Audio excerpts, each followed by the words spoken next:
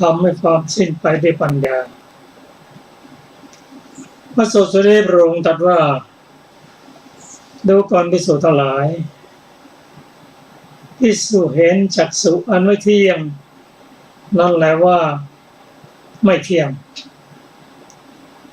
ความเห็นของภิกษุนั้นชื่อว่าเป็นความเห็นชอบ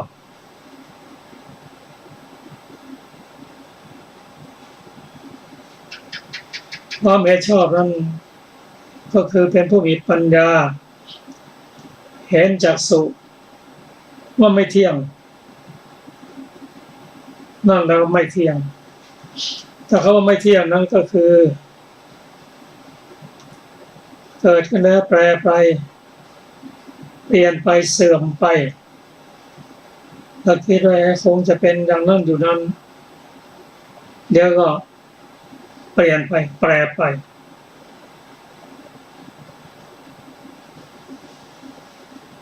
นี่คือไม่เที่ยงตรงกับคำธรรมนิยามว่าไม่เที่ยงถ้าใครเห็นว่าตาไม่เที่ยงก็จะว่าเป็นความเห็นชอบถูกตรงกับธรรมนิยามถ้ายังเห็นว่าตาเที่ยงอยู่ก็เห็นตรงกันข้ามกับธรรมนิยามตรงกันข้ามกับคำสอน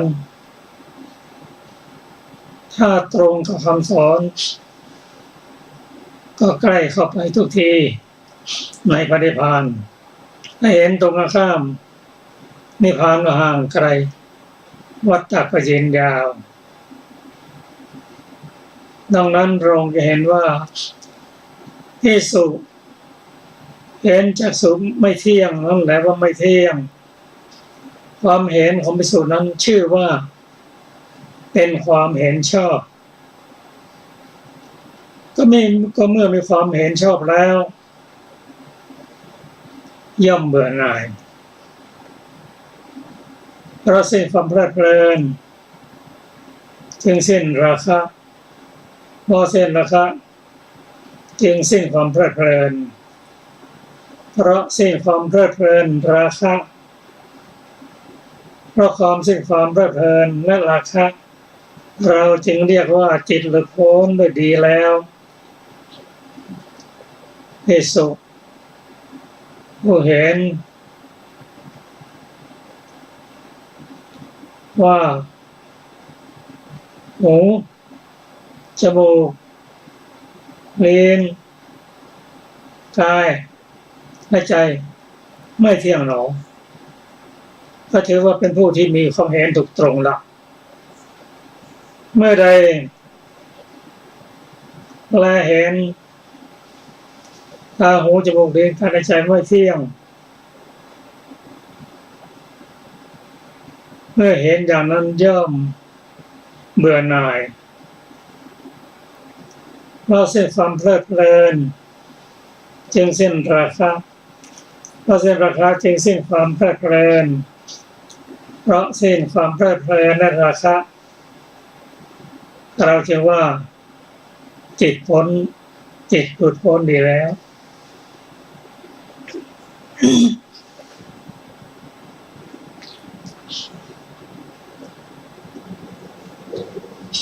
อันนี้คือปฐมนันทิยสูตรต่อไปก็เป็นทุติยนันทิขยสูตรว่าด้วยความสิ้นไปแห่งความเพลิดเพลิน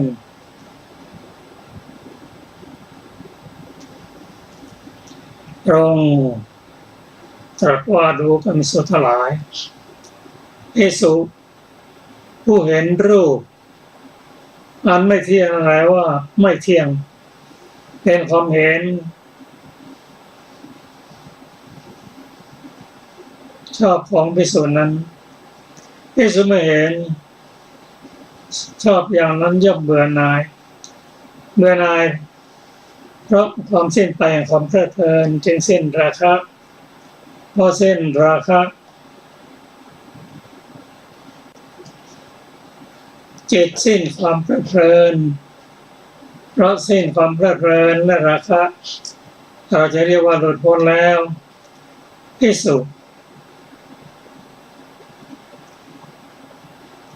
รู้ด้วยปัญญาว่าเสียงกลิ่นรสโผฏฐัพพะธรรมารมณ์อันไม่เที่ยงนั่นแหละว่าไม่เที่ยงความเห็นของภิกษุนั้นชื่อว่าเป็นความเห็น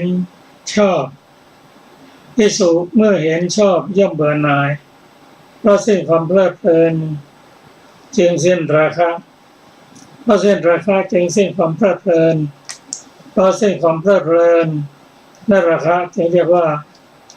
จิตหลุดพ้นได้แล้ว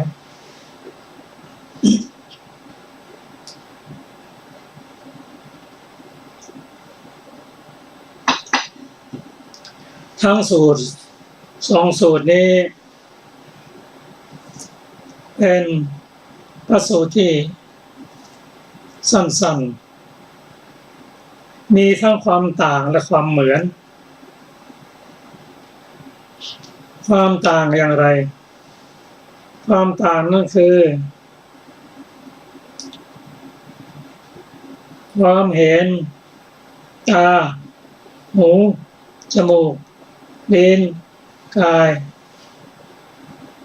และใจว่าไม่เที่ยงความต่างของสูตรที่2ก็คือเห็นรูปเสียงกลิ่นรสโผฏฐัพพะธรรมารมณ์ว่าไม่เที่ยงนั่นก็คือทั้งวัตถุ6และอาราม6ไม่เที่ยงนี่คือความเหมือนเป็นความเห็นที่ชอบความเห็นถูกตรง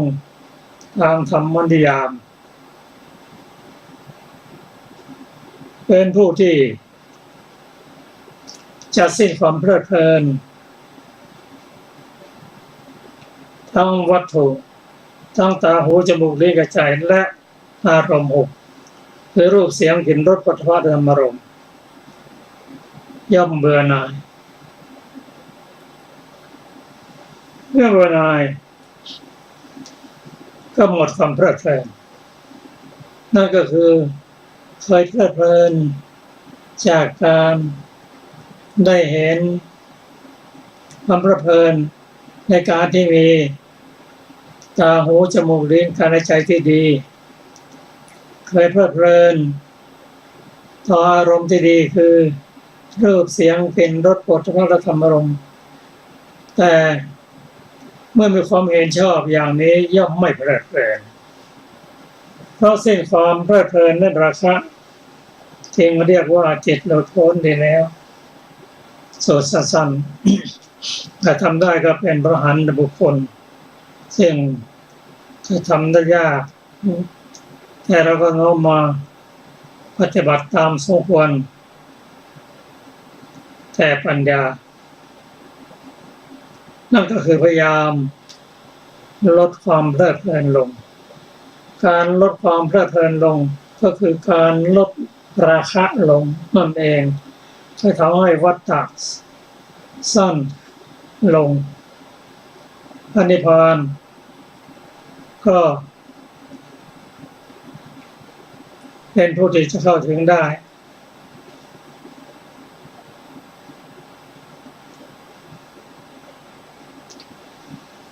สำหรับพระสูตรที่3คือตติยนันทิยคยสูตรว่าด้วยความสิ้นไปแห่งความเพลิดเพลินความเพลิดเพลินนั่นคืออะไรนันทะความเพลิดเพลินความยินดีความพอใจก็คือราคะนั่นเอง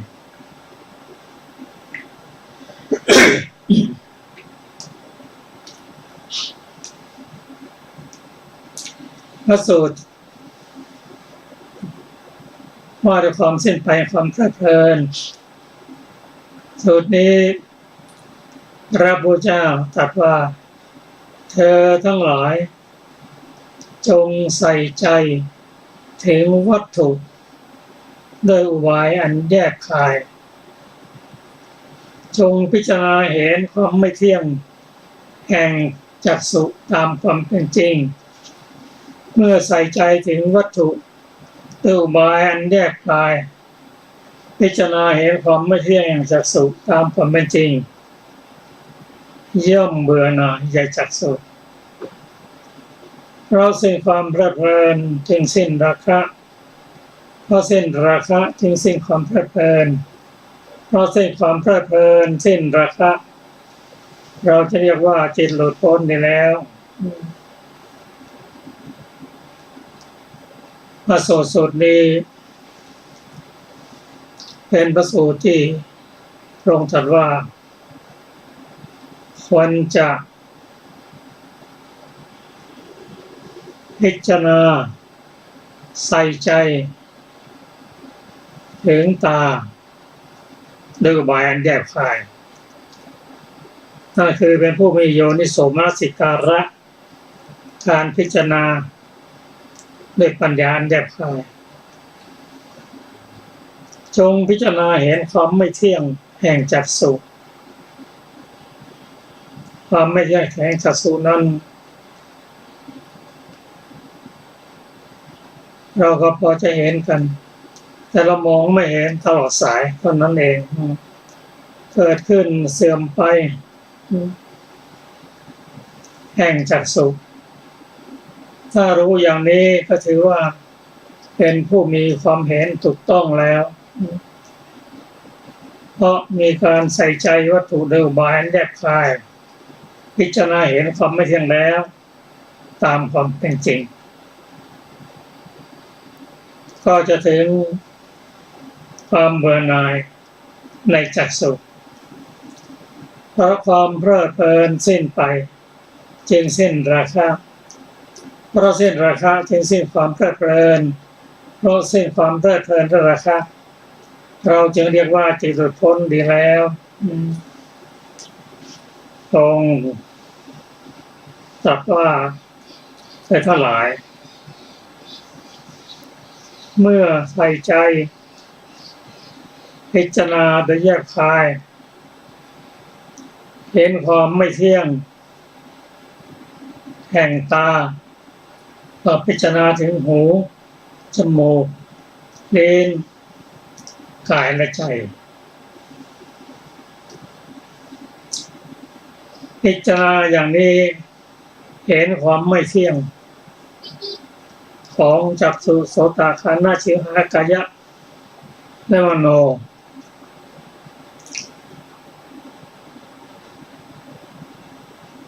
ก็จะเกิดความเบื่อหน่าย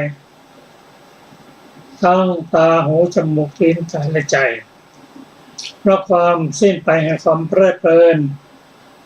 ในวัตถุหกจึงสิ้นราคะเพราะสิ้นราคะจึงสิ้นความเพลิดเพลินเพราะสิ้นความเพลิดเพลินจึงเรียกว่าจิตหลุดพ้นไปแล้ว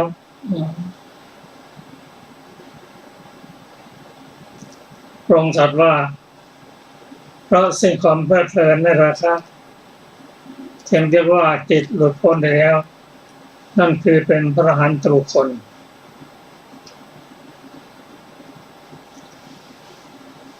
ในพระสูตรที่ชื่อว่าจตุทันนันทิยคยสูตรว่าด้วยความสิ้นไปแห่งความเพลิดเพลินในรูปเสียงกลิ่นรสโผฏฐัพพะและธรรมารมณ์เมื่อพิจารณาเห็นความไม่เที่ยงอย่างนี้แล้วตามความเป็นจริงย่อมเบื่อหน่ายแม้ในรูปในเสียงในกลิ่นในรสในสัมผัสและธรรมารมณ์พอสิ้นไปซึ่งความเพลิดเพลินจึงสิ้นราคะเพราะสิ้นราคะจึงสิ้นความเพลิดเพลินเพราะสิ้นความเพลิดเพลินและราคะเราจะเรียกว่าจิตหลุดพ้นแล้ว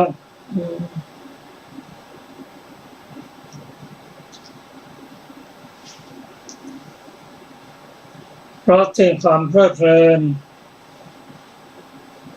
ราคะเราจะเรียกว่าจิตหลุดพ้นได้แล้ว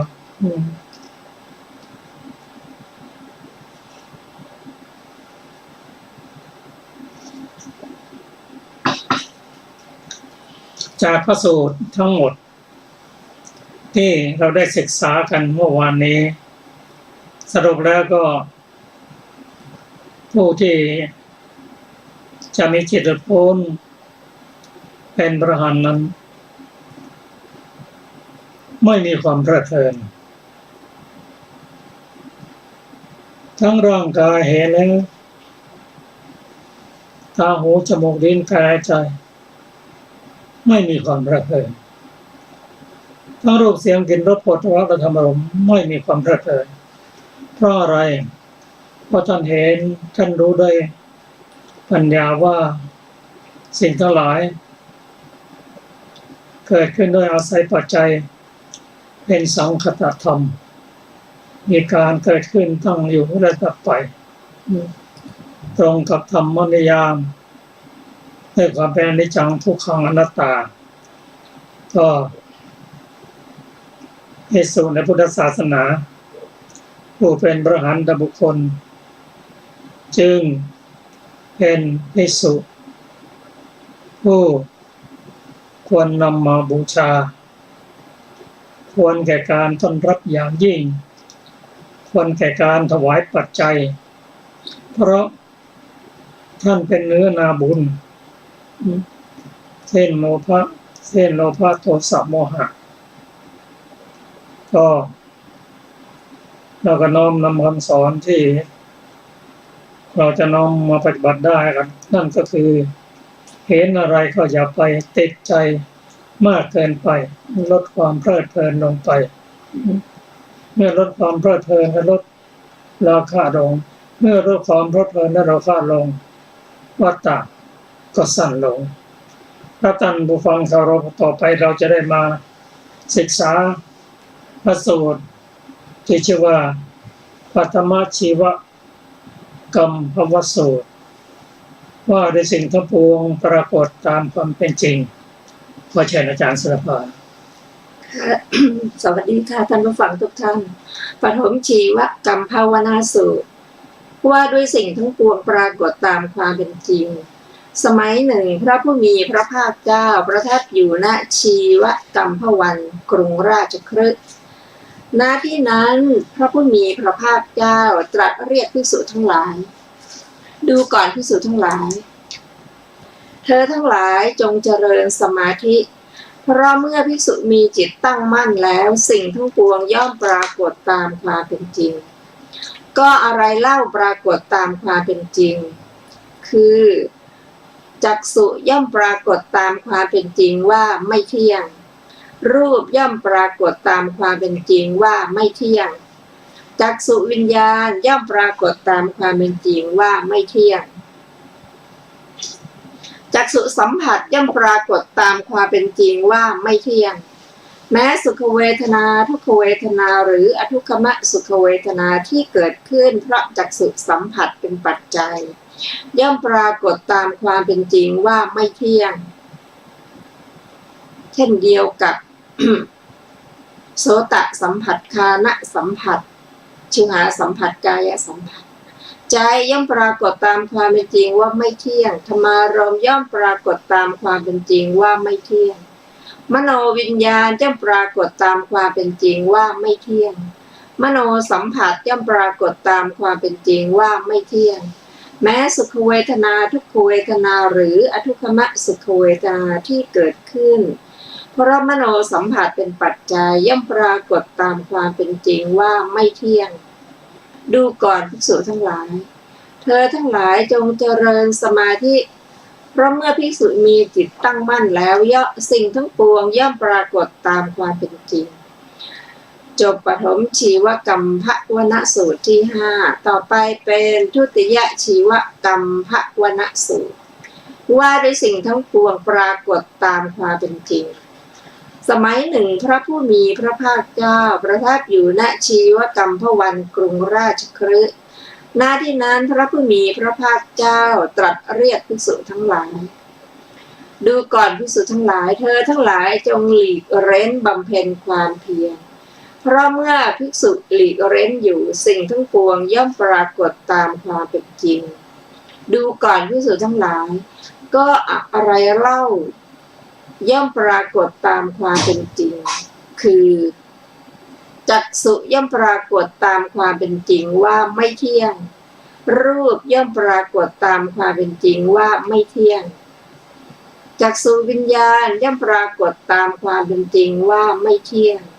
จักษุสัมผัสย่อมปรากฏตามความเป็นจริงว่าไม่เที่ยงแม้สุขเวทนาทุกขเวทนาหรืออทุกขมสุขเวทนาที่เกิดเพราะจักษุสัมผัสเป็นปัจจัยก็ย่อมปรากฏตามความเป็นจริงว่าไม่เที่ยงเช่นเดียวกับทางหูจมูกลิ้นกายใจย่อมปรากฏตามความเป็นจริงว่าไม่เที่ยงธรรมารมณ์ย่อมปรากฏตามความเป็นจริงว่าไม่เที่ยงมโนวิญญาณย่อมปรากฏตามความเป็นจริงว่าไม่เที่ยงมโนสัมผัสย่อมปรากฏตามความเป็นจริงว่าไม่เที่ยงแม้สุขเวทนาทุกขเวทนาหรืออทุกขมสุขเวทนาที่เกิดขึ้นเพราะมโนสัมผัสเป็นปัจจัยก็ย่อมปรากฏตามความเป็นจริงว่าไม่เที่ยงดูก่อนภิกษุทั้งหลายเธอทั้งหลายจงหลีกเร้นบำเพ็ญความเพียรเพราะเมื่อภิกษุหลีกเร้นอยู่สิ่งทั้งปวงย่อมปรากฏตามความเป็นจริงจบทุติยชีวกรรมภวนาสูตรที่6อรรถกถาของชีวกรรมภวนาสูตรที่5และ6มีดังต่อไปนี้สูตรที่5ตรัสสำหรับเหล่าภิกษุผู้ยังบกพร่องด้วยสมาธิสูตรที่6พระผู้มีพระภาคเจ้าทรงทราบว่ากรรมฐานของพวกเธอต้องได้พี่เลี้ยงจึงตรัสสำหรับเหล่าภิกษุผู้ได้ความที่จิตมีอารมณ์เป็นหนึ่งและความสงัดกายแต่ยังบกพร่องด้วยการหลีกเร้นบรรดาบทเหล่านั้นบทว่าโอกายะติอันได้แก่อันเขารู้กันทั่วคือปรากฏดังนั้นในสูตรทั้งสองพระผู้มีพระภาคเจ้าจึงได้ตรัสมรรคสี่พร้อมด้วยวิปัสสนาจบอรรถกถาของชีวกรรมภวนาสูตรที่5และ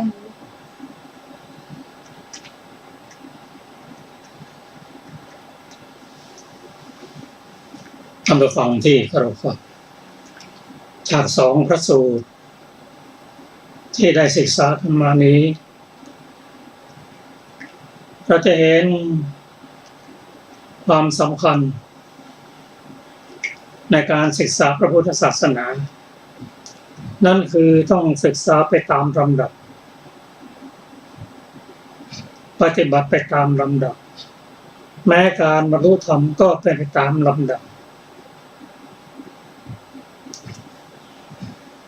นั่นคือศีลสมาธิและปัญญา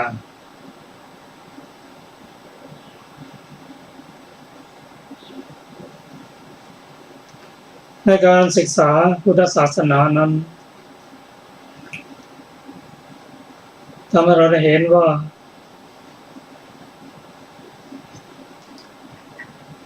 พุทธศาสนานั้นศึกษาจนถึงที่สุด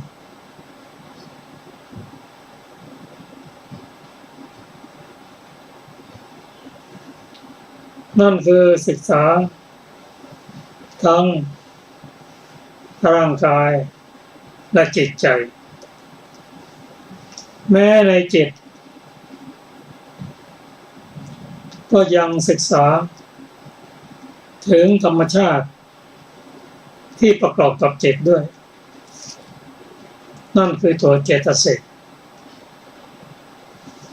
ในพระสูตรนี้พระองค์ทรงตรัสกับภิกษุว่าดูความภิกษุทั้งหลายเธอทั้งหลายจงเจริญสมาธิภิกษุนั้น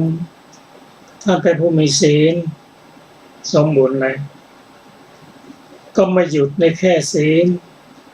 ก้าวไปเข้าสู่สมาธิเพราะฉะนั้นได้เห็นว่าทำทุกข้อเกี่ยวข้องกันศีลสมาธิปัญญาเกี่ยวข้องกันในการเจริญสมาธินั้นเมื่อจิตตั้งมั่นย่อมปรากฏตามความเป็นจริงนั่นคือไม่เที่ยงเป็นทุกข์เป็นอนัตตาหรือ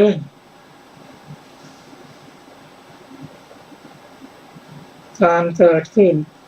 ตั้งอยู่และเสื่อมไป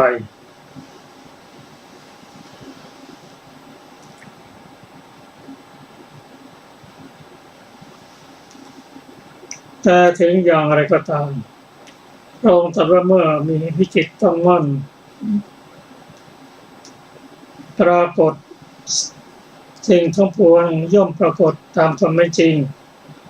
คือก็ไม่เที่ยง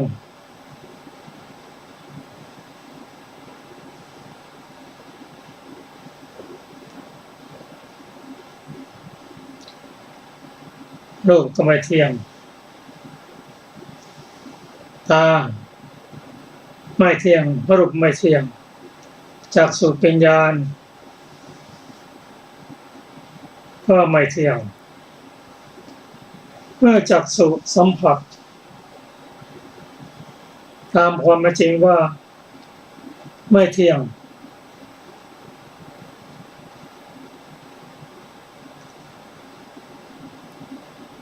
สัมผัสเป็นปัจจัยให้เกิดเวทนาเมื่อสัมผัสไม่เที่ยงเวทนาคือสุขเวทนาทุกขเวทนาหรืออทุกขมสุขเวทนาที่เกิดขึ้นเพราะจักษุสัมผัสเป็นปัจจัยย่อมปรากฏตามความเป็นจริงไม่เที่ยงหูจมูกลิ้นกายและใจเสียงกลิ่นรสโผฏฐัพพะและธรรมารมณ์โสตวิญญาณฆานวิญญาณชิวหาวิญญาณกายวิญญาณและมโนวิญญาณก็ไม่เที่ยงแม้โสตสัมผัสจักขุสัมผัสโสตสัมผัสฆานสัมผัสชิวหาสัมผัสและมโนสัมผัส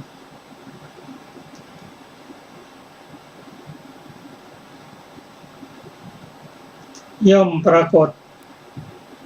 ตามความเป็นจริงว่าไม่เที่ยงเพราะฉะนั้นเมื่อสัมผัสหกไม่เที่ยงเวทนา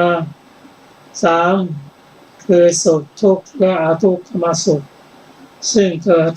จากสัมผัสหกก็ไม่เที่ยง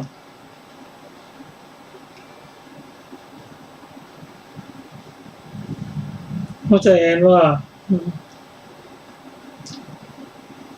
เมื่อเวทนาไม่เที่ยงเป็นทุกข์เป็นอนัตตาทั้งหมดนี้เป็นผลของกรรมที่ทำให้อดีตคือสรุปลงในเวทนาสามคือสุขทุกข์และอทุกขมสุขเวทนาเป็นการให้ผลเห็นผลว่านั่นได้ทำมาในอดีตชาตินะมันลงอยู่แค่นี้คือสุขทุกข์ไม่สุขไม่ทุกข์ถ้าจบลงแค่นี้ก็ไม่สานต่อ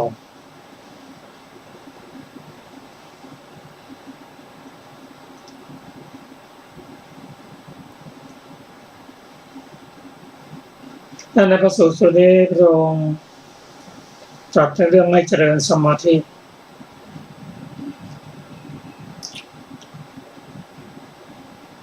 เพราะจิตเป็นสมาธินั้นเป็นจิตที่มีปัญญาในระดับของจิตคือเห็นความไม่เที่ยงเป็นทุกข์เป็นอนัตตา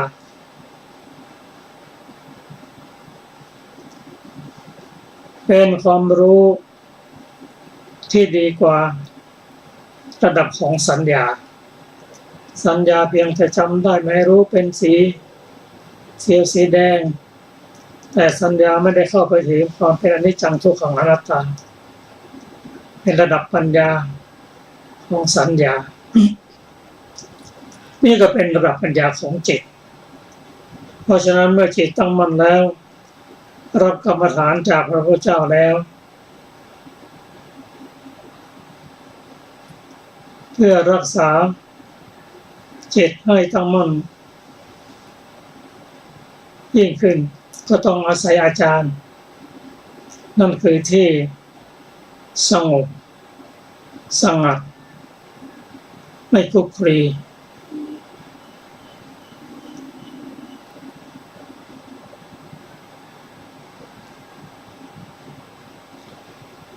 จากนั้นก็ทำความเพียร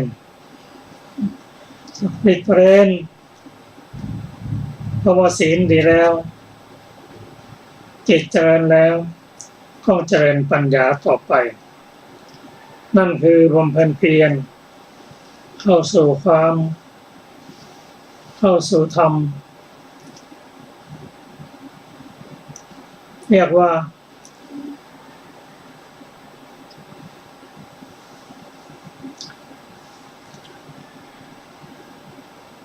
ธรรมที่เป็นความเพียร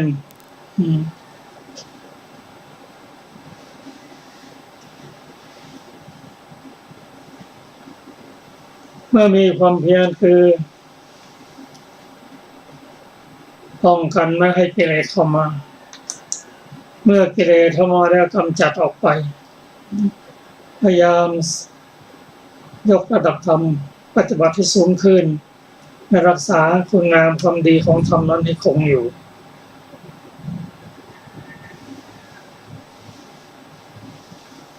เพื่อให้ธรรมะชั้นสูงได้เจริญขึ้นในลำดับต่อไป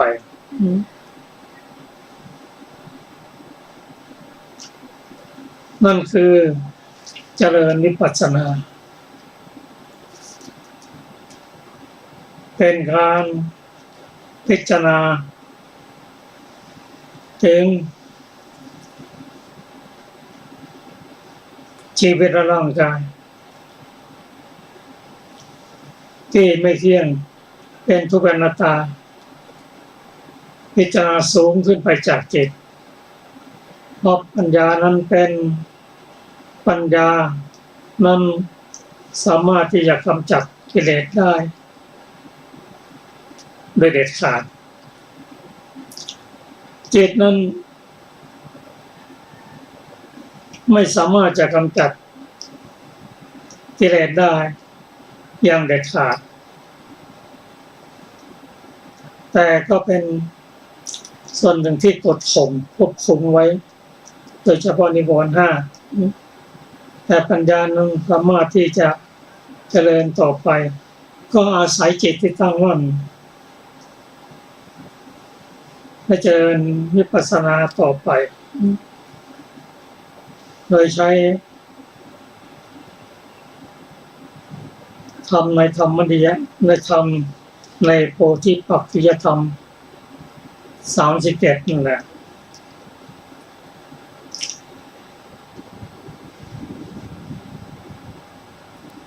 ในส่วนนี้ท่านแนะนำให้มีความเพียร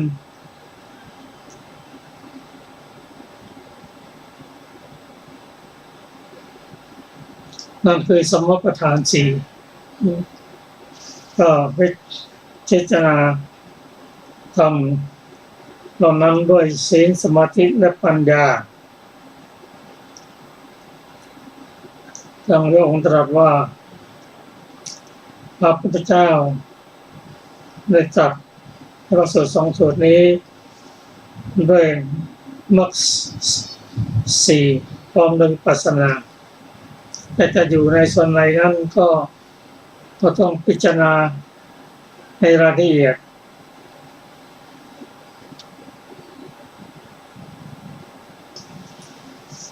สรุปสูตรสองสูตรนี้ว่าการศึกษาต้องเป็นไปตามลำดับเริ่มตั้งแต่ศีลเจริญจิตด้วยสมาธิที่ตั้งมั่นเจริญปัญญาด้วยวิปัสสนาเมื่อเป็นเช่นนั้นความสำเร็จก็จะเป็นไปตามปัญญาของแต่ละคนที่ได้บ่มไว้ครับเราจะมาศึกษากันในพระสูตรต่อไปค่ะพระสูตรต่อไปปฐมมหาโกฏฐิกสูตรว่าด้วยการละความพอใจในสิ่งที่ไม่เที่ยงครั้งนั้นแลท่านพระมหาโกฏฐิกะได้เข้าไปเฝ้าพระผู้มีพระภาคเจ้าถึงที่ประทับครั้นแล้วได้กราบทูลพระผู้มีพระภาคเจ้าว่าข้าแต่พระองค์ผู้เจริญขอประทานพระวโรกาสขอพระองค์โปรดแสดงธรรมแก่ข้าพระองค์โดยย่อที่ข้าพระองค์ฟังแล้วพึงเป็นผู้หลีกออกจากหมู่อยู่ผู้เดียวเป็นผู้ไม่ประมาทมีความเพียรมีใจเด็ดเดียวอยู่เถิดพระผู้มีพระภาคเจ้าตรัสว่าดูก่อนโกฏฐิกะสิ่งใดแลไม่เที่ยงเธอพึงละความพอใจในสิ่งนั้นก็สิ่งอะไรเล่าไม่เที่ยงจักษุไม่เที่ยงเธอพึงละความพอใจในจักษุนั้นรูปไม่เที่ยงเธอพึงละความพอใจในรูปนั้นจักษุวิญญาณไม่เที่ยงเธอพึงละความพอใจในจักษุวิญญาณนั้นจักษุสัมผัสไม่เที่ยงเธอพึงละความพอใจในจักษุสัมผัสนั้นแม้สุขเวทนาทุกขเวทนาหรืออทุกขมสุขเวทนาที่เกิดขึ้นเพราะจักษุสัมผัสเป็นปัจจัยไม่เที่ยงเธอพึงละความพอใจในสุขเวทนาทุกขเวทนาหรืออทุกขมสุขเวทนาที่เกิดขึ้นเพราะจักษุสัมผัสเป็นปัจจัยนั้นเสียหูไม่เที่ยงจมูกไม่เที่ยงลิ้นไม่เที่ยงกายไม่เที่ยงใจไม่เที่ยงเธอพึงละความพอใจในใจนั้นธรรมารมณ์ไม่เที่ยงเธอพึงละความพอใจในธรรมารมณ์มโนวิญญาณไม่เที่ยงเธอพึงละความพอใจในมโนวิญญาณนั้นมโนสัมผัสไม่เที่ยงเธอพึงละความพอใจในมโนสัมผัสนั้นแม้สุขเวทนาทุกขเวทนาหรืออทุกขมสุขเวทนาที่เกิดขึ้นเพราะมโนสัมผัสเป็นปัจจัยไม่เที่ยงเธอพึงละความพอใจในสุขเวทนาทุกขเวทนาหรืออทุกขมสุขเวทนาปัจจัยนั้นเสียดูก่อนโกฏฐิกะสิ่งใดไม่เที่ยงเธอพึงละความพอใจในสิ่งนั้นเสียจบปฐมมหาโกฏฐิกสูตรที่7ต่อไปเป็นทุติยมหาโกฏฐิกสูตรว่าด้วยการละความพอใจในสิ่งที่เป็นทุกข์ครั้งนั้นแลท่านพระมหาโกฏฐิกะเข้าไปเฝ้าพระผู้มีพระภาคเจ้าถึงที่ประทับครั้นแล้วได้กราบทูลพระผู้มีพระภาคเจ้าว่าข้าแต่พระองค์ผู้เจริญขอประทานพระวโรกาสข้าพระองค์โปรดทรง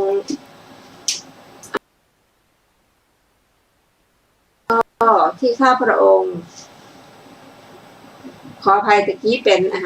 ขอพระองค์โปรดทรงแสดงธรรมแก่ข้าพระองค์โดยย่อที่ข้าพระองค์ฟังแล้วพึงเป็นผู้ไม่ประมาทมีความเพียรมีใจเด็ดเดียวอยู่เถิดพระผู้มีพระภาคเจ้าสิ่งใดแลเป็นทุกข์เธอพึงละความพอใจในสิ่งนั้นเสียก็สิ่งอะไรเล่าเป็นทุกข์จักษุแลเป็นทุกข์เธอพึงละความพอใจในจักษุนั้น รูปเป็นทุกข์เธอพึงละความพอใจในรูปนั้นจักษุวิญญาณเป็นทุกข์นั้นจักษุสัมผัสเป็นทุกข์เธอพึง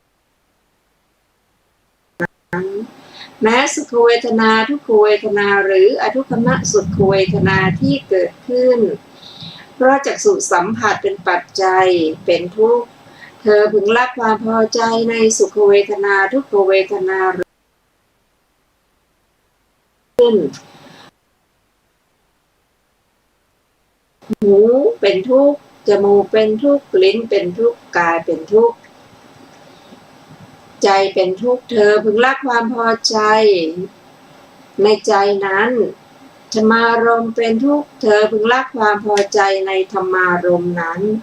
มโนวิญญาณเป็นทุกข์เธอพึงละความพอใจในมโนวิญญาณนั้นละความพอใจในมโนสัมผัสนั้นแม้สุขเวทนาทุกขเวทนาหรืออทุกขมสุขเวทนาที่เกิดขึ้นเพราะมโนสัมผัสเป็นปัจจัยเป็นทุกข์เธอพึงละความพอใจในสุขเวทนาทุกขเวทนาหรืออทุกขมสุขเวทนาที่เกิดขึ้นเพราะมโนสัมผัสเป็นปัจจัยนั้นเสียดูก่อนโกฏฐิกะสิ่งใดแลเป็นทุกข์เธอพึงละความพอใจในสิ่งนั้นเสียจบทุติยมหาโกฏฐิกะสูตรที่8ต่อไปเป็นตติยมหาความพอใจในสิ่งที่เป็นพระมหาโกฏฐิกะเข้าไปเฝ้าพระผู้มีพระภาคเจ้าถึงที่ประทับครั้นแล้วได้กราบทูลพระผู้มีพระภาคเจ้าว่าข้าแต่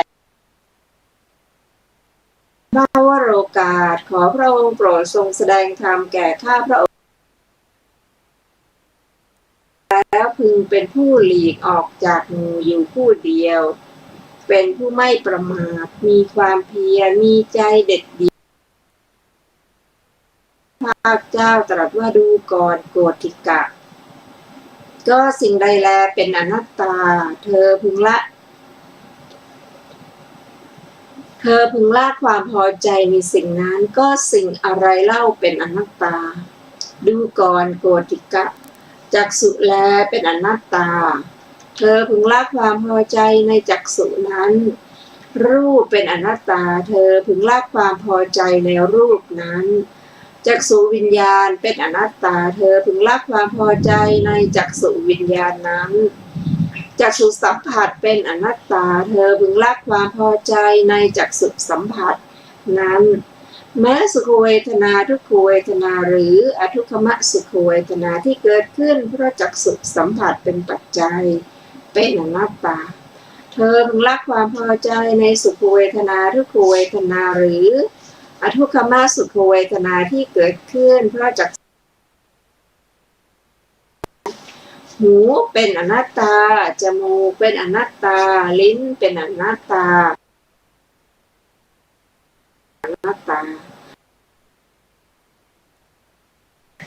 ในใจนั้นธรรมารมณ์ เป็นอนัตตาเธอพึงละความพอใจในมโนวิญญาณเป็นอนัตตาเธอพึงละความพอใจในมโนวิญญาณนั้นมโน วิญญาณเป็นอนัตตาเธอพึงละความพอใจสัมผัสมโนสัมผัสนั้นแม้สุขเวทนาทุกขเวทนาหรืออทุกขมสุขเวทนาที่เกิดขึ้นเพราะมโนสัมผัสเป็นปัจจัยเป็นอนัตตาเธอพึงละความพอใจในสุขเวทนาทุกขเวทนาหรืออทุกขมสุขเวทนาที่เกิดขึ้นเพราะมโนสัมผัสเป็นปัจจัยนั้นเสียดูก่อนโกฏฐิกะสิ่งใดแลเป็นอนัตตาเธอพึงละความพอใจในสิ่งนั้นเสียโกฏฐิกะสูตรที่9อัตถกถามหาโกฏฐิกะสูตร3พระสูตรมีสูตรที่7เป็นต้นพระผู้มีพระภาคเจ้าตรัสเฉพาะธรรมเป็นเครื่องบ่มวิมุตติของพระเถร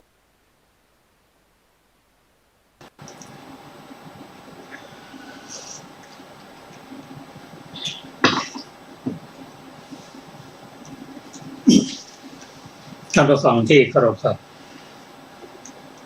พระสูตรที่ท่านผู้ฟังได้รับฟังจบไปแล้วนั้นเป็นพระสูตรที่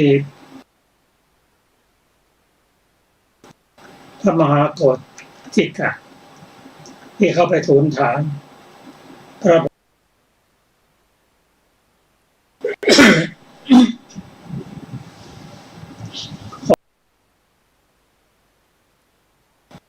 แก่ท่านที่ท่านฟังแล้วจะได้มีออกมีความเพียรมีใจเด็ดเดียวอยู่เถิดเพราะท่านพระมหาโกฏทิกะนั้นเป็นผู้ที่ขอกรรมฐานแล้วท่านจะเป็นผู้ที่ไม่ประมาทและผู้ที่บรรลุธรรมนั้นก็เป็นผู้เดียวก็จะต้องได้รับกรรมฐานที่เหมาะสม กรรมฐานที่พระองค์ให้นำ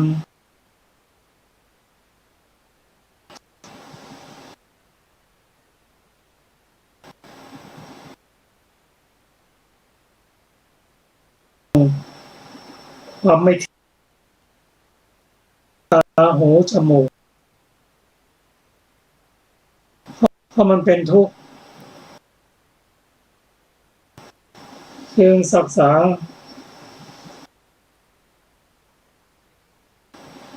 ไม่เที่ยงเป็นทุกข์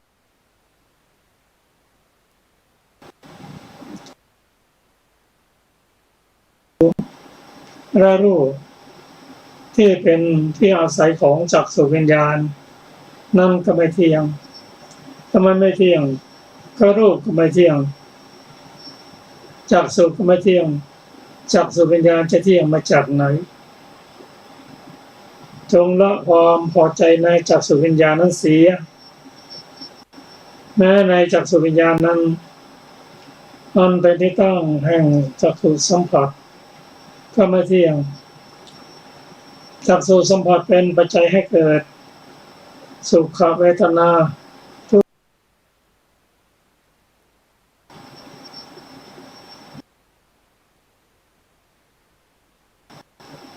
จากนั้น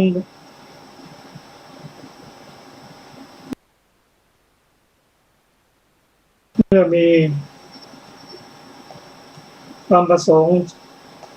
จะศึกษาธรรมหลังที่ไม่ทุกข์ที่ไม่เที่ยงแล้วต้องแสดงธรรม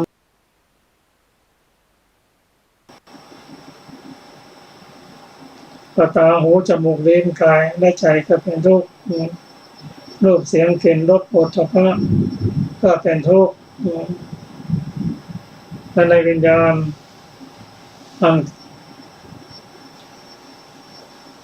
อาศัยจักษุรูปโสตเสียงกายกลิ่นลิ้นและรสกายและสัมผัสไม่เที่ยงก็เมื่อสิ่งนั้นไม่เที่ยงเป็นทุกข์แล้ววิญญาณอันเกิดจากอายตนะภายในหกภายนอกหกก็ไม่เที่ยงจักษุสัมผัสโสตสัมผัสฆานสัมผัสชิวหาสัมผัสกายสัมผัสและมโนสัมผัสก็ไม่เที่ยงเป็นทุกข์เมื่อไม่เที่ยงในปัจจุบันสัมผัสและมโนสัมผัสนั้นแม้สิ่งเหล่านั้นก็จะเป็นใจให้เกิดสุขทุกข์ถ้าทุกขมาสุขเกิดขึ้นก็ไม่เที่ยงเป็นทุกข์ จงละความพอใจในสิ่งนั้นเสียสูตรที่สามคงความเป็นอนัตตาตาหูจมูกลิ้นกายและใจรูปเสียงกลิ่นรสโผฏฐัพพะและธรรมารมณ์ไม่เที่ยงเป็นทุกข์ละความพอใจในสิ่งเหล่านั้นเสีย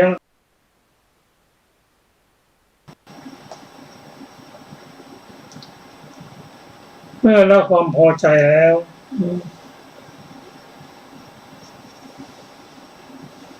สามารถที่จะไม่บอกเพราะเป็นธรรมที่พ้นจากความเห็นของปุถุชนเห็นว่าทุกสิ่งทุกอย่างเที่ยงสุขเป็นตัวเป็นตนและละทั้งสามอย่างนี้ได้จะพ้นจากทุกข์ได้ในที่สุดข้อคิดเห็นจากพระสูตรนี้ก็คือพระองค์ทรงแสดงปฏิจจสมุปบาท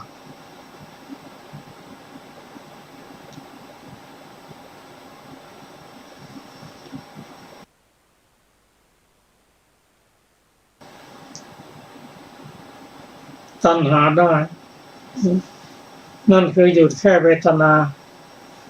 ไม่มีความเพลิดเพลินยินดีในเพลิดเพลินความยินดีในรูปเสียงกลิ่นรสโผฏฐัพพะยินดีพอใจในวิญญาณหกที่เกิดขึ้นนั้นและไม่มีความยินดีพอใจในผัสสะนั่นเกิดจากตาหูจมูกลิ้นกายและใจนั้น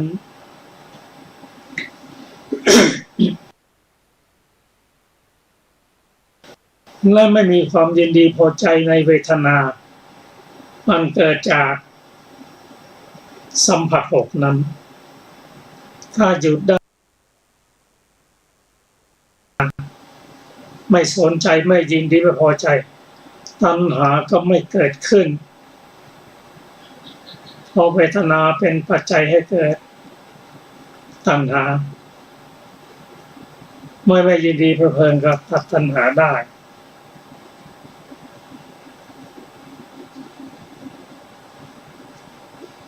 ตรงเห็นอยู่อย่างนี้แล้วด้วยปัญญาจริงแล้วไม่ฉาทิฏฐิได้ทิฏฐิมีความเห็นถูกตรงคือสัมมาทิฏฐินั่นคือปัญญา